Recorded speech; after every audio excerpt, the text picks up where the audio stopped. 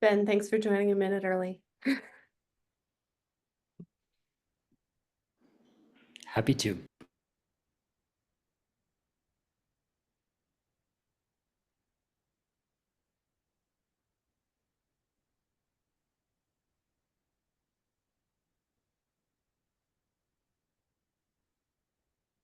Folks, we'll get started in just a few minutes. We'll let everybody get logged in and settled, and then we'll get started shortly after the 12 o'clock hour. We'll just give everybody a minute or two.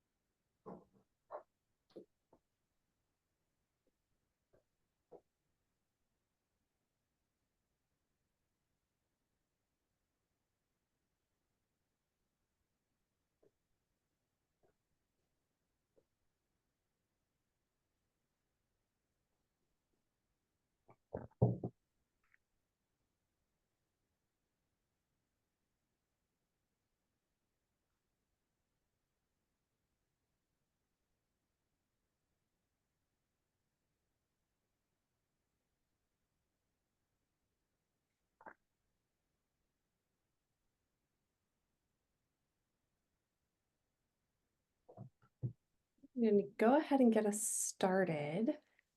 In the interest of time today, I want to make sure we have plenty of time with our guest speaker. So welcome everyone. I'm Sarah Brewer. I direct the education program at Accords. I want to welcome you all to our Accords Education Program Seminar, the last of our academic year. So thank you all for joining us as we close out our seminar programming for the year.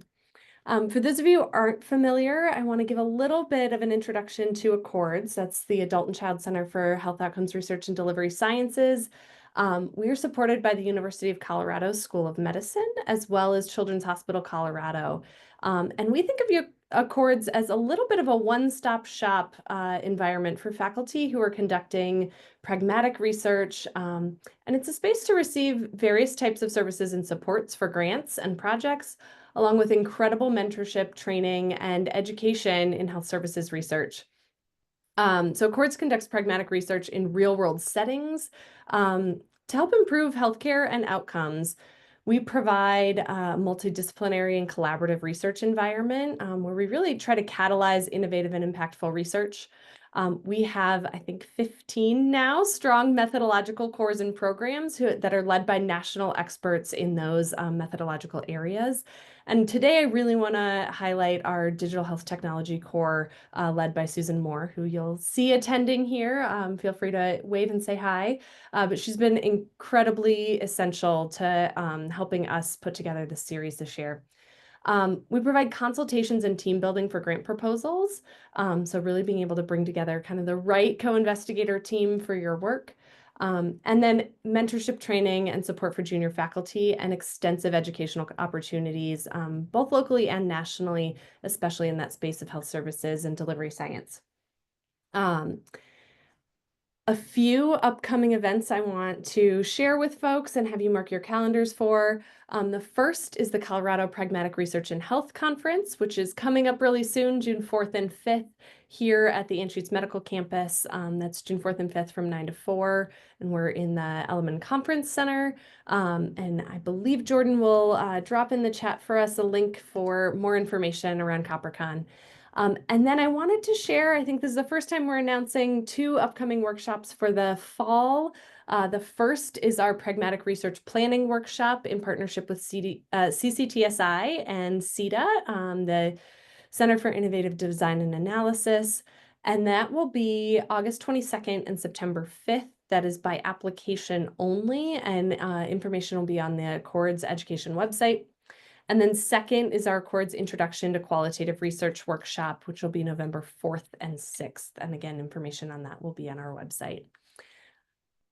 All right. Before I introduce our speaker and hand over the floor, just a couple of housekeeping items for our seminar. Please go ahead and use the chat throughout the seminar. Share your comments, your questions, your thoughts as we go through the talk. We will have some time for moderated question and answer at the end of the talk. I will be trying to synthesize questions and share those out.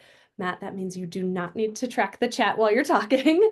And then second, we ask that you complete an evaluation at the end of our seminar today that helps us make sure we're providing the educational offerings that are supporting you and your research work. And we'll give Matt some nice feedback. All right. So today's seminar, part of our series, Emerging Topics in Digital Health and Clinical Informatics, and it's the 6th in our series for this year. And I'm really honored and excited to welcome Dr. Matt Loscalzo. For more than 3 decades, he has worked tirelessly to change the culture of treatment beyond simply curing disease. He is a pioneer and an innovator, seeing to the physical, mental, emotional, spiritual, and social needs of patients, their loved ones, and their caregivers.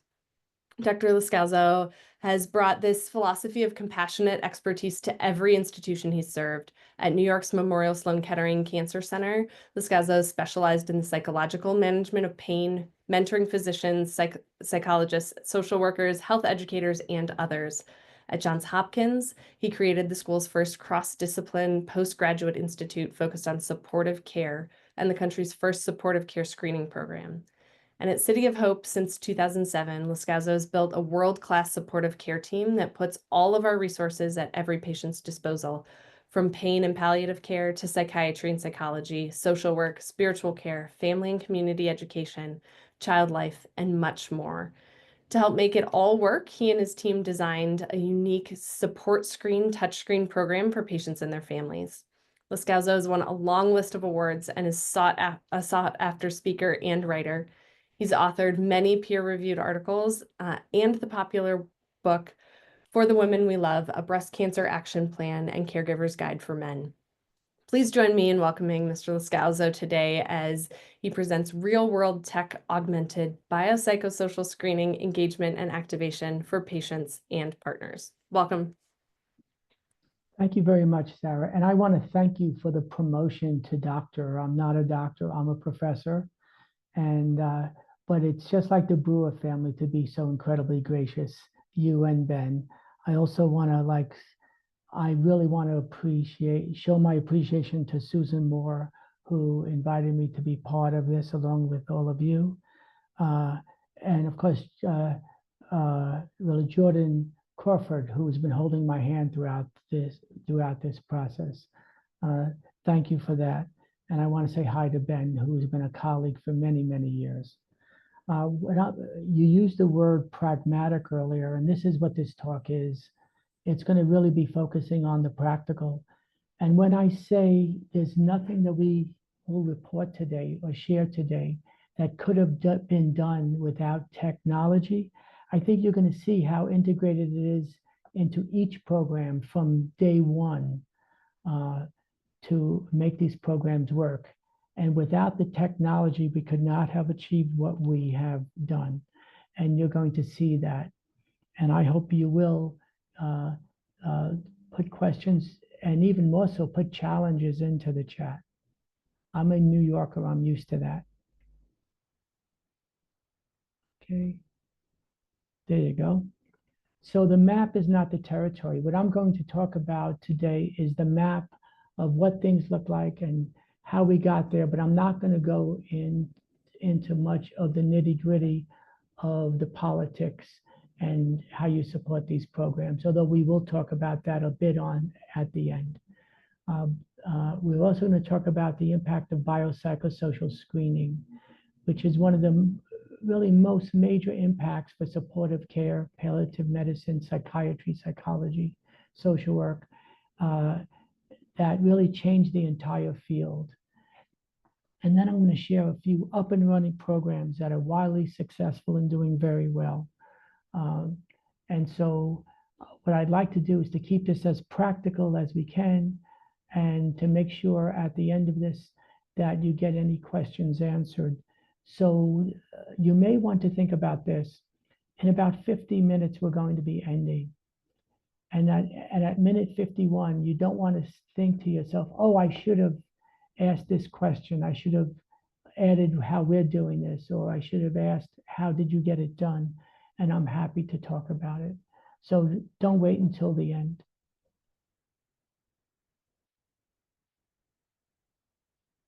There's a little lag here, which suits my personality. We're going to start off with a poll, of course, because you matter.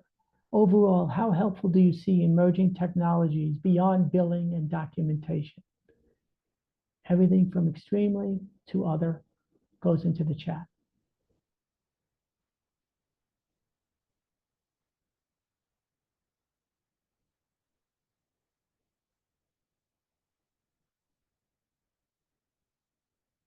We'll wait another 10 or 15 seconds.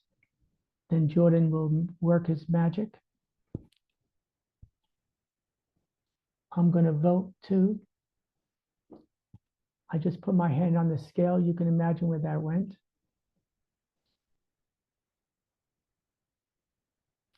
Okay. Okay, extremely helpful, very helpful, somewhat helpful. Okay, well, this is the first time that someone hasn't said a hindrance to my work. I think it's hard to imagine the world or healthcare without technology. And we've been using technology for a very long time.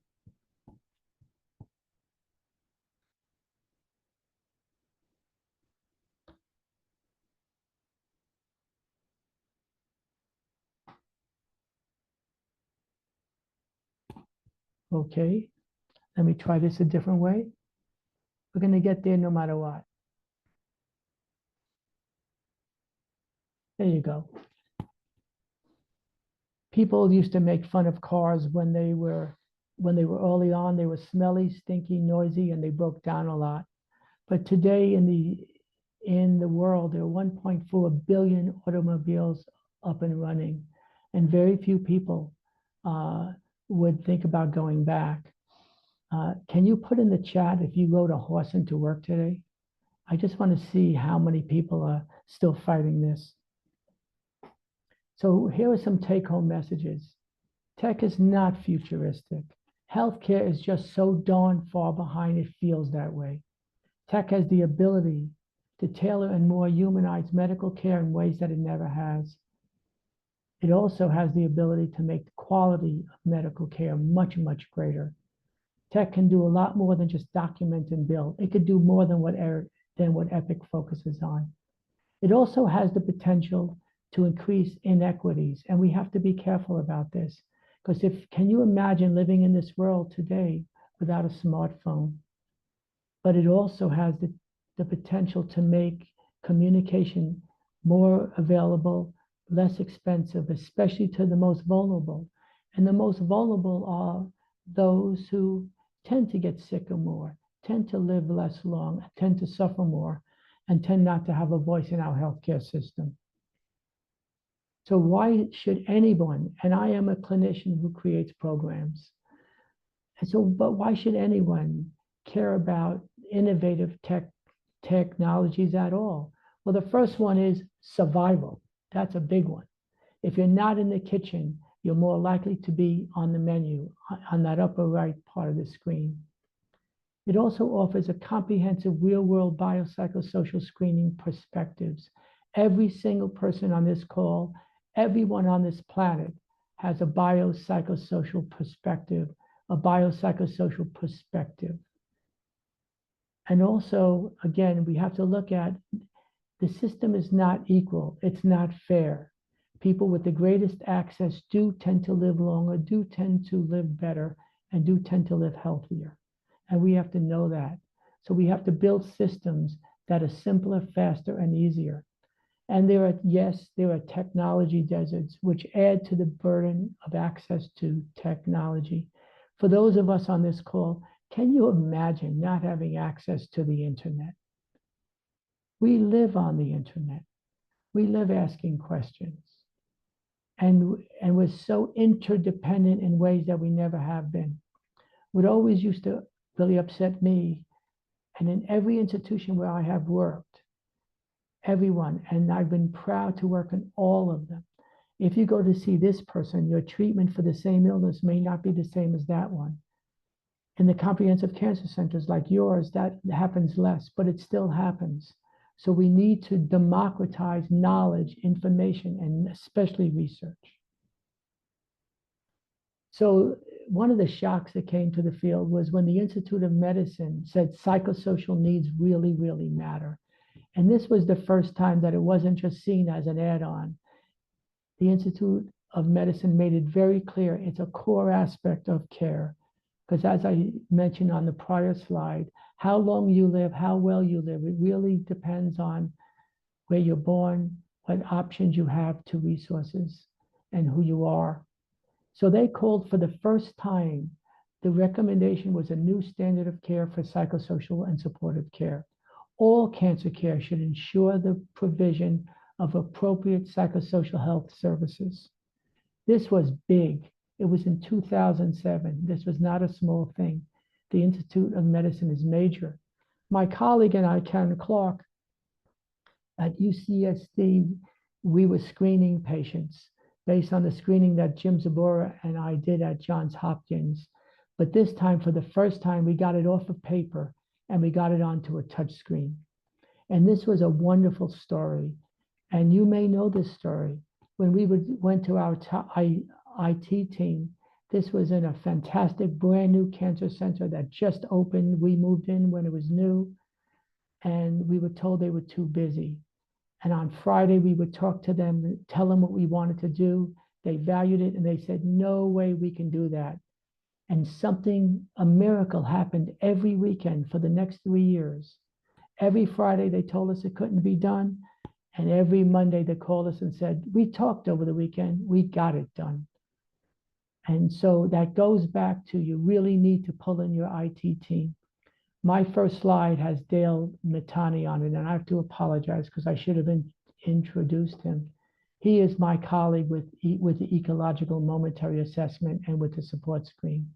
You need to have your IT team, your tech team, your innovation team right at your side. So in 1993, my colleague and I at Johns Hopkins launched the first universal outpatient screening program.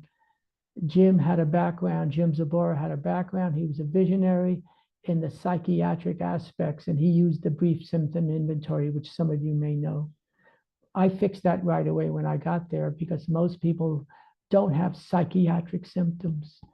They have bigger problems than that. They have physical problems. They have financial problems. So Jim was open-minded and I was open-minded, and we created the first comprehensive biopsychosocial screening program, and we launched it. And it got a lot of press when that happened.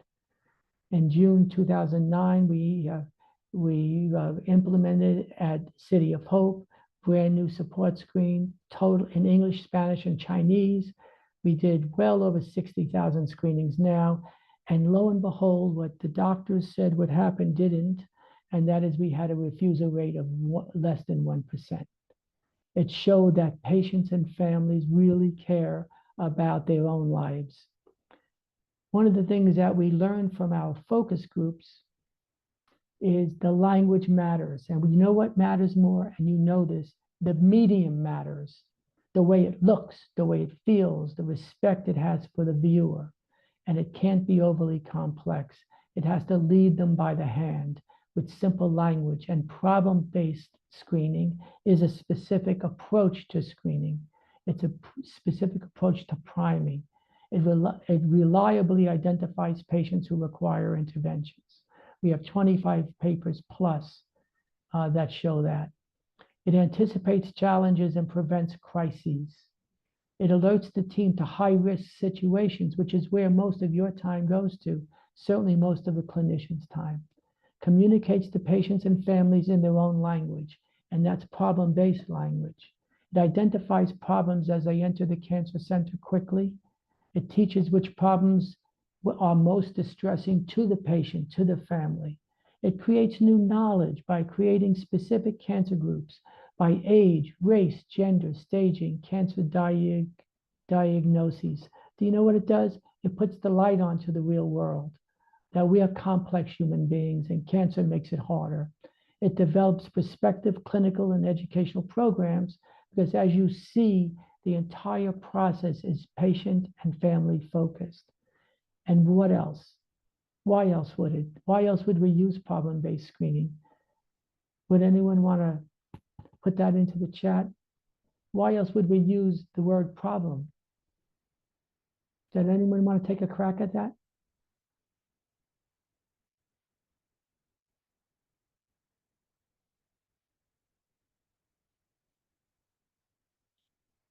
Jordan, are you saying anything? Olivia says it helps encourage patients' understanding of their own experiences. Olivia, you nailed it. You nailed it. The example that I use is and we got this from the focus group, not from the professionals, not from me. We got it from meeting with patients and families. And they told us this: if my car is dirty, that's an issue. But if I get a blowout on the highway, that's a problem. And a problem is different than an issue. An issue may be uncomfortable, but you live with it. A problem is something you have to deal with. And that's priming language. Because like Olivia said, we have spent our lives as individuals solving problems. And that's what people do. We're problem solvers. Thank you, Olivia. So what is support screen? Well, it identifies biopsychosocial distress, but does a lot more. It also asks the person how they want the help. So it offers help, and I'll share with you how that happens. It tailors and modifies screening specific to different clinics. I'll show you some of those. And it addresses different patient needs.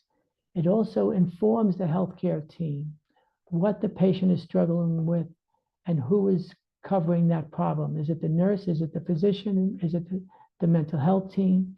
And it saves money. We've proven that.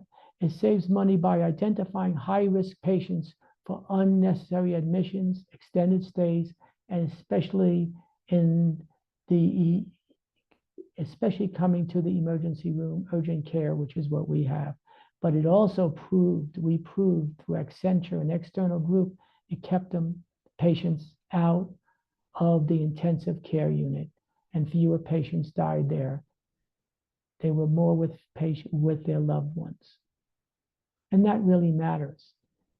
We also have the capacity to provide real-time patient and family education information. It's all automated for a change. There's no going to ask someone to find information. It's already on there because we have 50,000 screens. We know what people want. And Ben Brewer, who is going to really like what the most common problem is, because it's going to keep him working. And it also prints out, as you see on the right side of the screen, it also prints out who gets what information and who's going to take what action. It's a summary report that's color coded, so you go to what your color is. Here, go back. I have an uncontrollable finger. This is what a patient sees. The medium matters. The medium matters. Everything you see on this screen came up with focus groups of patients and families. It would have been very different if it was by professionals. but we were determined to make this patient and family focused. You and your family in City of Hope are a team. That's an example of priming. We're saying to them, we're going to work together. For most people, that goes right by them. It may be less than conscious, but we believe it's powerful to let them know that we're a team. How much of a problem is this for you? It's not a problem, all the way to very severe problem. And of course, there are numbers behind all of these. And there's prefer not to answer and do not know. Those two are almost never chosen. And then it goes beyond this, saying we're a team. How do you personally want to work with us on this problem of sleeping? Not everyone has a Ben Brewer who is an expert in sleeping, but we also have teams who know a lot about sleeping. And how can you be in a cancer center, or how can you be on the planet when the number one symptom internationally is insomnia and problem sleeping? Well, and that's in both genders. How can we best work with you on these problems? Provide written information, it comes out right away. Talk with a member of the team, written information, and talk with a member of the team. Nothing needed at this time. So as you see, the medium really matters. It gives people a sense of, we know you, we see you, but this is how you're going to interact with us as a team solving problems, not just asking how upset you are. So this is a strengths-based approach to working with patients and families. And even with all the slides you just seen, we could not have done this without our tech team. So you want to know, so here is over 20,000 of the first patients told us sleeping is their number one concern and problem. And are you shocked that if you're having problems sleeping, fatigue is number two? Side effects of treatment, talking with the doctor, finances, money is so grossly minimized in terms of a problem. It's a huge problem. Worrying about the future, pain, feeling anxious. That's a third. That's what we found at Hopkins, about a third. That's more like a quarter, but here we found about a third. That's always around the same number. And that's also gender differences there, and there are also cultural differences there. Walking, climbing stairs really matters, and losing control of what matters to me. So it gives you a sense, a picture of what a patient tells us. And these are the different clinics that we've used our automation, because it's so flexible that you could change the questions. We send you the template, you change the questions, and we've done marijuana studies, we've done pain studies, psychiatric studies, family meeting summaries. You can do this. So this is what made us happy. And this is why it mattered at UCSD when we did the touchscreen, the first touchscreen in the country to be licensed. When we worked together, we took the time up front to work with our tech team. They were on board from day one, like at City of Hope. And this is what happens when you pull in patients and families before you even bring the questions out to test them. 93% of patients and partners responded no. They didn't find any of the questions upsetting. That's amazing to think about it when you see the sorts of questions, one of the type questions that we ask them, which relates to end of life, of course. 7% of the positive responses, which is free text. You have to be motivated to write free text. And what upsetting them most, as you can imagine, was chemotherapy, end of life, treatment side effects, and miscellaneous money, insurance, impact on spouse, and emotions. And that 7% is probably who we see most of, because these are the folks who really have a specific focus on what they need help with. And we get to know this in real time before they even get to us. So here's an important piece for people who question the impact of technology and screening, because it's all in one, really. Support screen is on the left. Look at the average length of stay for those patients who received support screen early on, 6.9 days. Those who didn't, 12.4 days, double. And what impacted us, and why I'm going to share some of this data with you today about the couples program, We were blown out of the water when Accenture, who we paid a lot of money to do this study, when they came back to us and said, hey, we looked at your programs and there's this couples program. Do you realize that it's a third? They stay, their length of stay is about a third of what it is for the rest of your population. Now, these were small numbers, but they were very powerful. So, so you can have an impact if you partner early enough, soon enough, in people language with our patients and their partners. But we have to do that early, and we have to do it in a way that primes them to become activated and be strengths-based. So here's another poll. Jordan, thank you. Well, he's fast. Thank you, Jordan. I do these polls a lot. You're fast. Thank you. Thinking about you and your own situation, which of these potential leverage resources are accessible to you for innovation? If you had a great idea and you wanted to implement it, where would you go to? What would give you the motivation? What arguments can you use? So why don't you pick one of these?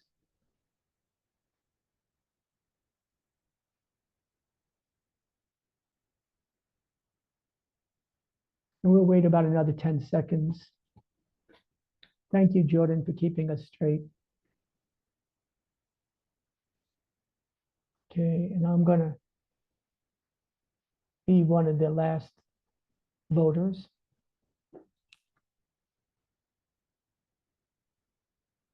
Okay. We'll wait till the numbers come up. Thank you. Thank you, Jordan. Highly supportive administrative, absolutely. They are really crucial. They're seldom the people who are the first to support you though, but you need their support. Legal and regulatory requirements, institutional serious problem to be solved, donors and foundations, highly supportive administrative and clinical advocates, external funding. You know what? This is so typical of a Midwest audience. If this was a New York audience, so many people would have clicked the last one. This is so, I'm married to a woman from the Midwest, and just the optimism is so great. Usually people say none or nothing to be done, and it's usually like 2 or 3 people. So thank you for having the courage to have hope. These all matter. But let me share with you one of the biggest motivators we have had for all of our programs have been donors and or foundations. Because if you take a donor's money, you have to do it. You have to do what you say. And we use donors' money for all of these projects because we raise money. And people are very motivated by technology now.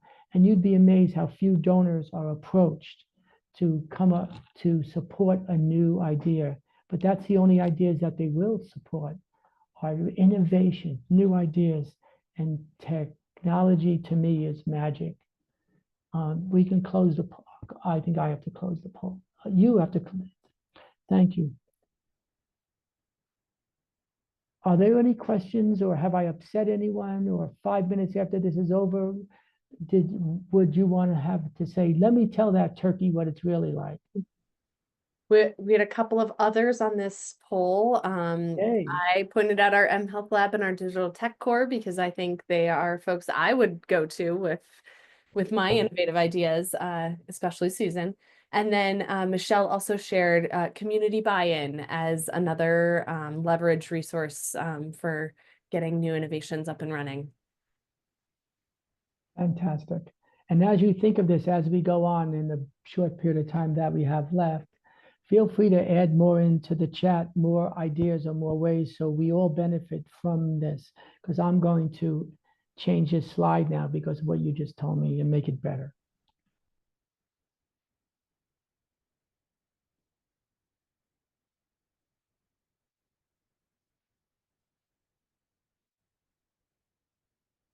Okay, let's try another way. It seems like after the polls, it gets stuck a little bit. So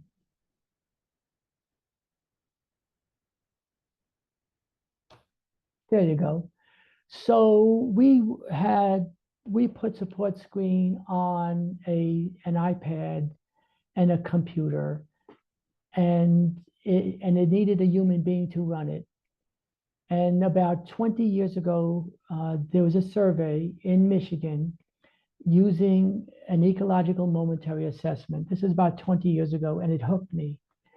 And the question was, uh, what is your mood like right now? And the ecological momentary assessment, about every hour or two, would ask a cohort of patients and their family members, how happy are you now? That's all that it would ask. And of course, it was time. No one had to send it. It was automatic, and I was on fire about it. And I always wanted to do an ecological momentary assessment because of the power of it. And of course, you could put it on a cell phone. And at that point, support screen couldn't be on a cell phone except through a link. So, okay, here we go. So, so we set up a connecting care, it's called. It's in the apple orchard, of course. It's a connecting care. You can go and look at it. And we have a 4-minute video that is available to everyone on this call that takes you from the beginning of the EMA, the Ecological Momentary Assessment, Connecting Care. And you're going to see it looks a little bit like support screen, but I think it's much, much better. And how much of what your healthcare team recommended for pain are you doing now? Of course, that's the response to if someone says, I have pain, when we send them the EMA in the middle of the day, at the end of the day, at the beginning of the day, however we program it in English and in Spanish, and it's being worked into Chinese now. It's highly interactive. And what we love about it is that on the front page, we could put the picture of your dog, your child, your partner, something that motivates you, something that instills a sense of, I want to be hopeful, I want to move forward, and to be able to answer difficult questions. So because we would rather communicate on this rather than spending 4 minutes on a video, the video is yours, you're going to be able to see it. And the response to the EMA has been very powerful. Now, why the evolution to EMA, or what we call EMA Connecting Care?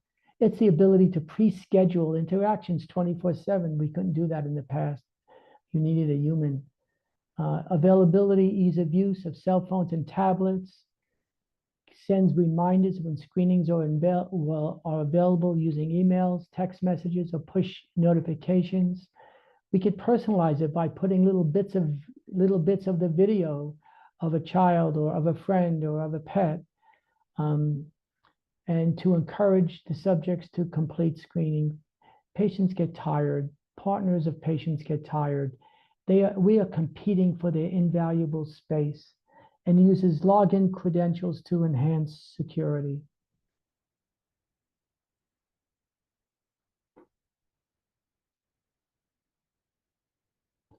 Now, priming really matters. As we said, the medium matters, but the language matters. It connects to the benefits of the program from tech to touch.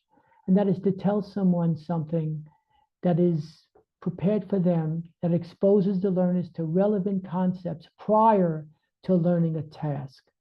So it feels like they've already been acquainted with, learned from, and desensitized to emotionally charged information that's so common at Cancer Center. It prompts, we use these primings in how our colleagues introduce people. So if we're introducing the psychologist, we have language that we have developed together with the psychologist. If it's the navigator, it's the nurse, it's the physician, it's great that you're going to be meeting with her. She's a real expert on helping couples to work together as a team. That's a prime. So when they meet with that person, they have expectations, and unconsciously they've been processing it. Because this is an emotionally charged content, as you know. And I'm going to prove it in a second how it works.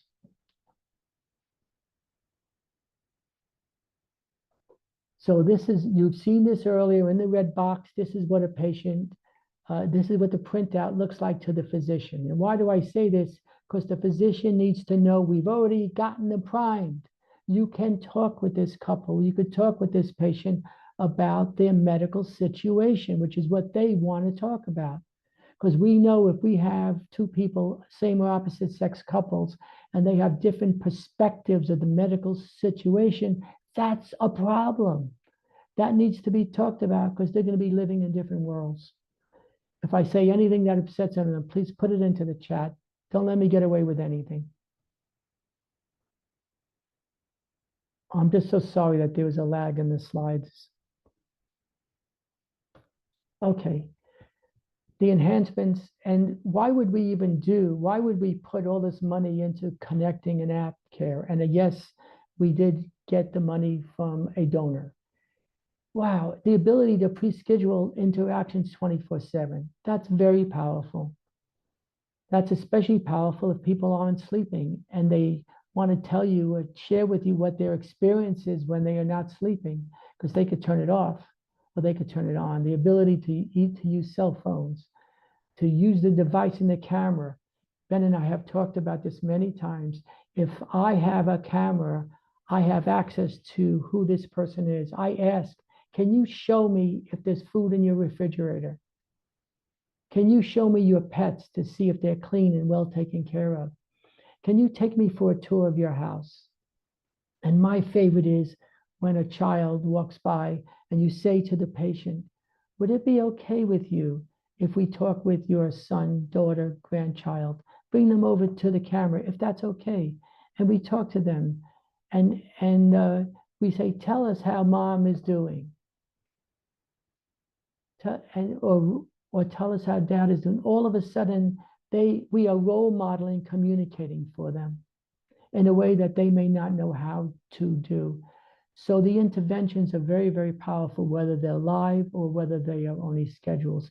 And of course, you could add videos like meditation and relaxation much more easily in an ecological momentary assessment. It talks with biometrics, with wearables.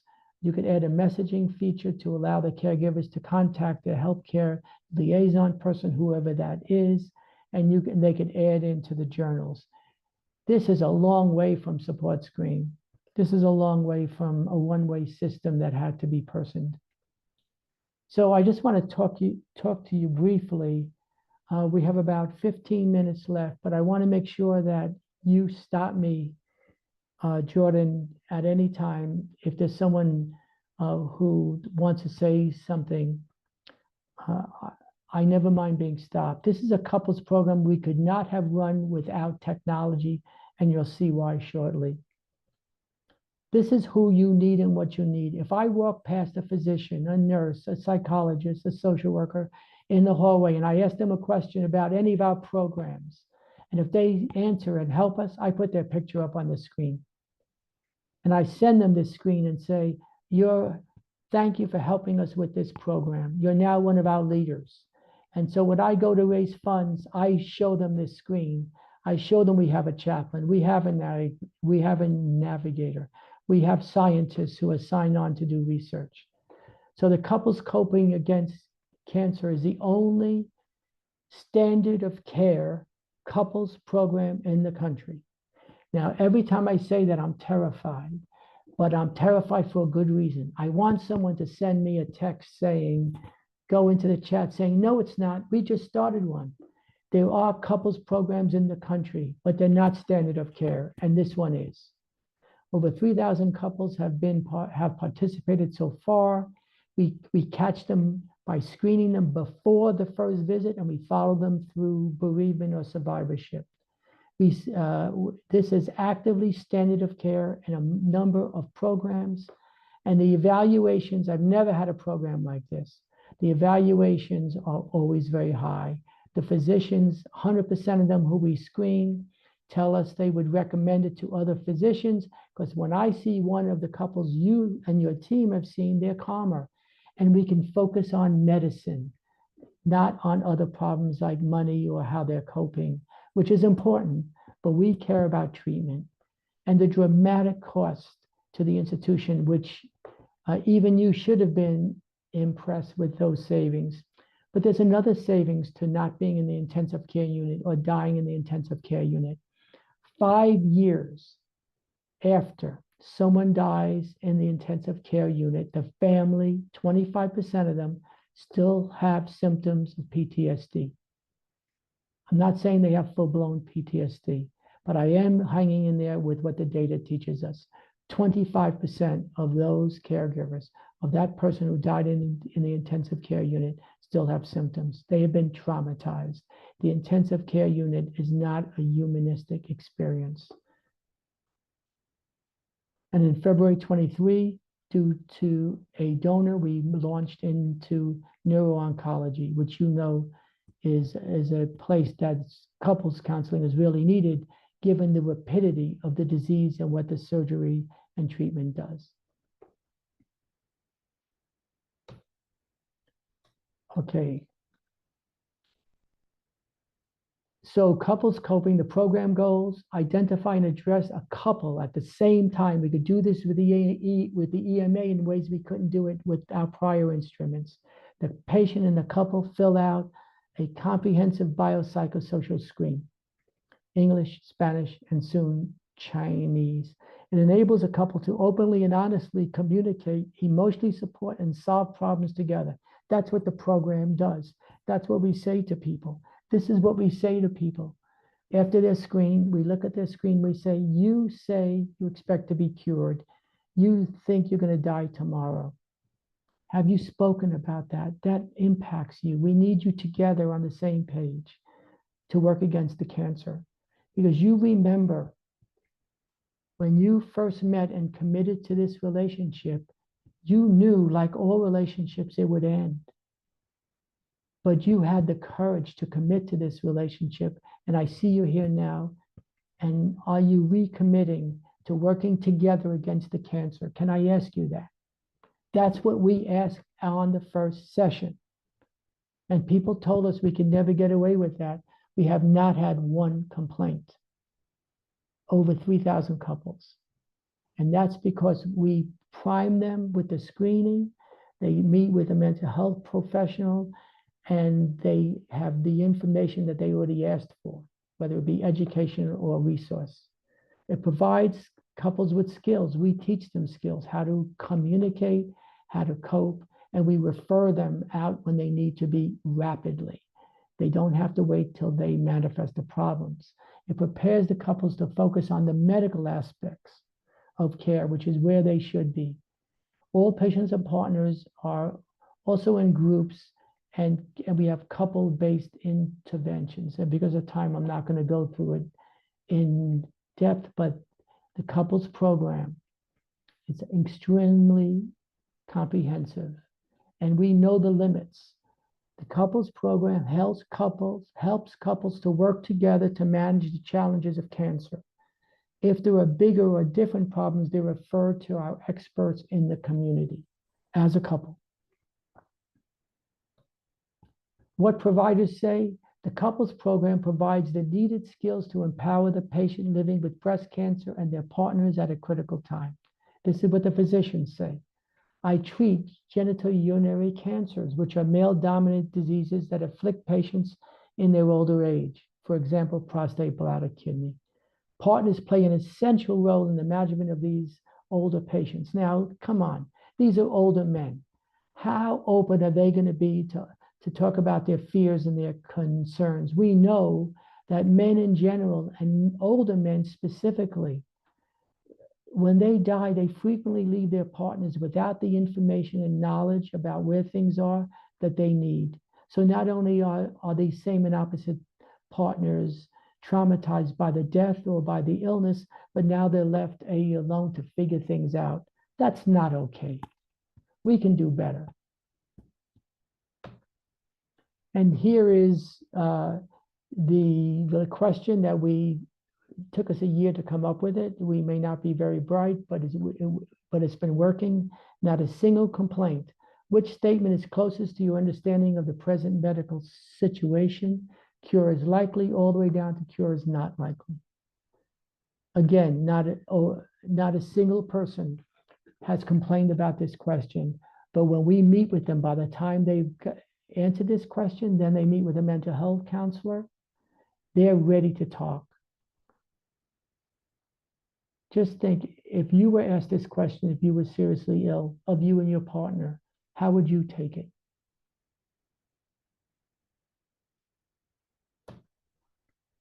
So why care about the medical situation? Because perceptions are powerful drivers of biopsychosocial responses.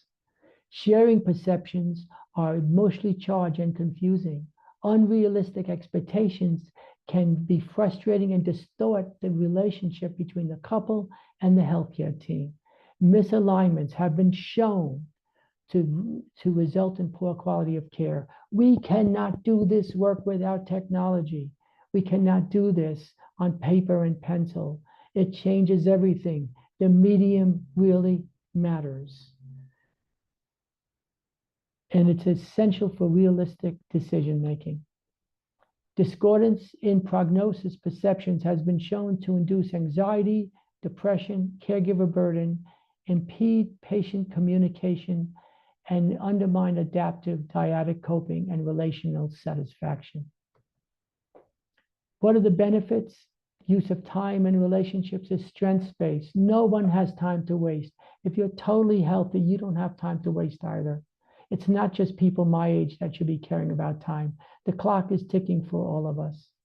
The ability to cognitively and emotionally integrate the illness in real time, create an environment of facts and emotional honesty.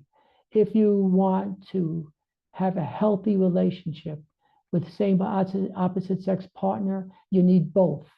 You need to have facts and emotional honesty.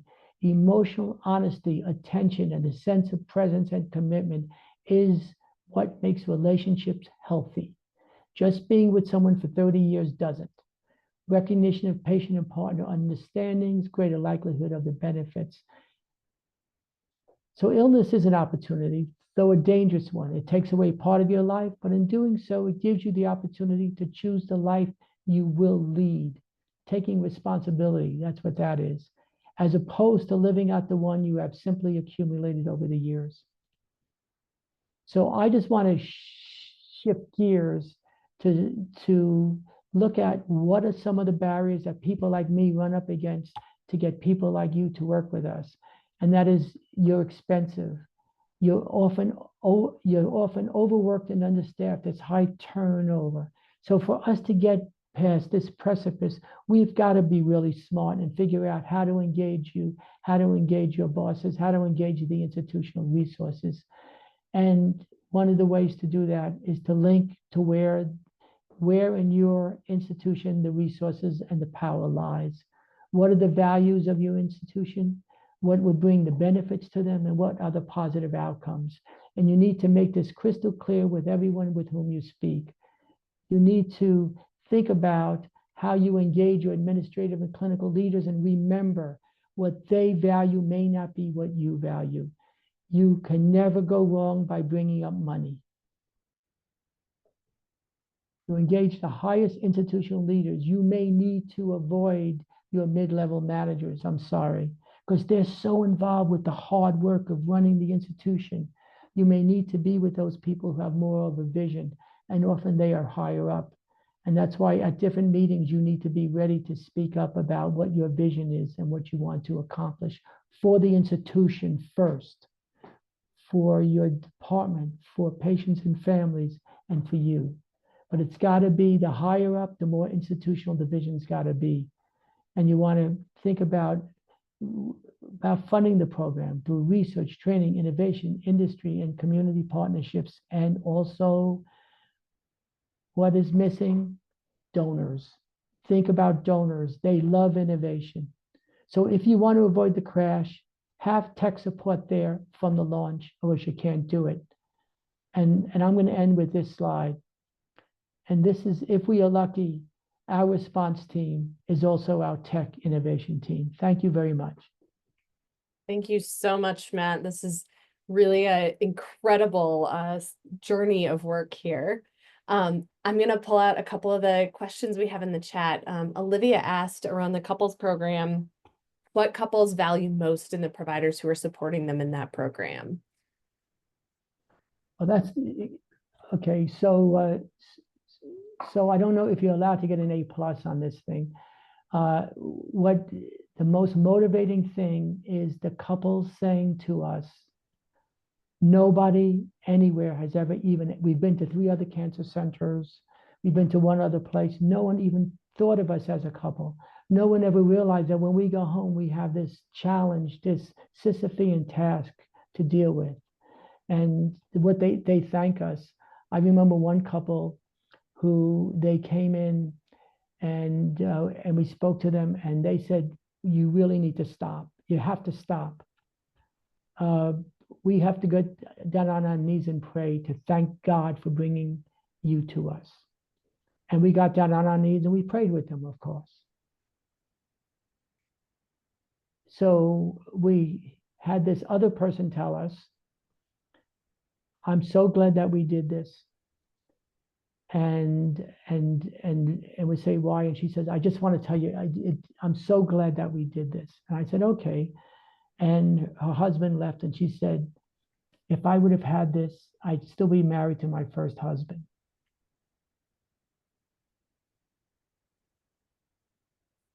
And how can you not be upset when you hear that? We ignore that we are part of social systems for millions of years. We are part of social systems.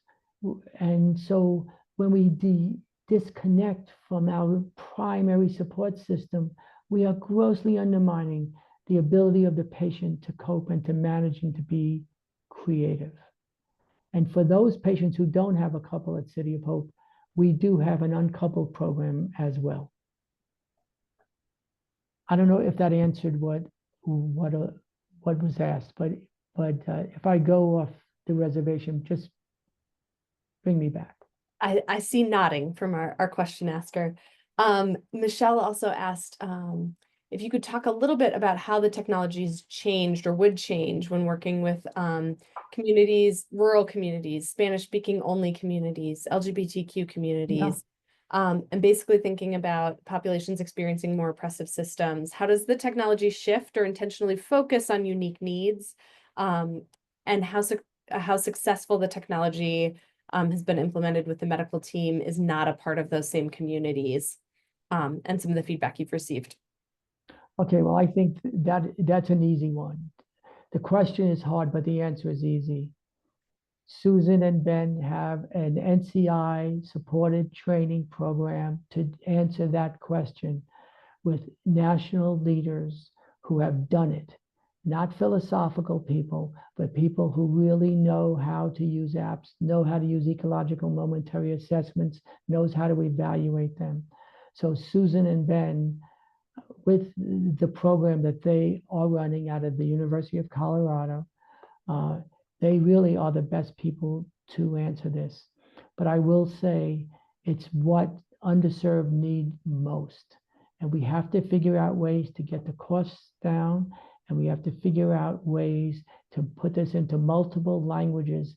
And I don't mean languages spoken, but I mean languages that are spiritual, languages that are psychological, that make sense to ordinary people. Because when the professionals do it, people like me, we don't get it right. That may sound harsh, but if Ben or Susan want to hop in, that's fine with me. I think part of what I heard, Matt, is also partnering with patients, right? You get the language right by having the right people at the table. Ben or Susan, did you want to say anything additional? I see that Ben put the link to the training in chat for anybody who's interested in that. I would echo everything Matt just said and also add that it is a technology development like this is not a one and done. You have to make changes, you have to adapt, you have to continue incorporating the voices and the feedback that comes from people from diverse communities as well as newly identified needs. Well, I want to thank everyone for being here today. Matt, I'd especially love to thank you for sharing couple decades worth of work and all of the amazing impacts that it has had in your clinics, and some of the strategies that you use to get there. So I really appreciate you coming to share with all of us today. And I want to thank everybody who came to learn, and hopefully take some of these pieces back to your own clinical and research work, to help improve your patients' care. So thank you all so much for being here today. I really appreciate you. And Jordan did share our evaluation link in the chat. If you wouldn't mind taking about a minute and a half, we'd love your input and feedback that way. Thank you all so much. And watch the video. Watch the video of the EMA. It's fantastic. All right. Thank you, everyone. Have a great afternoon.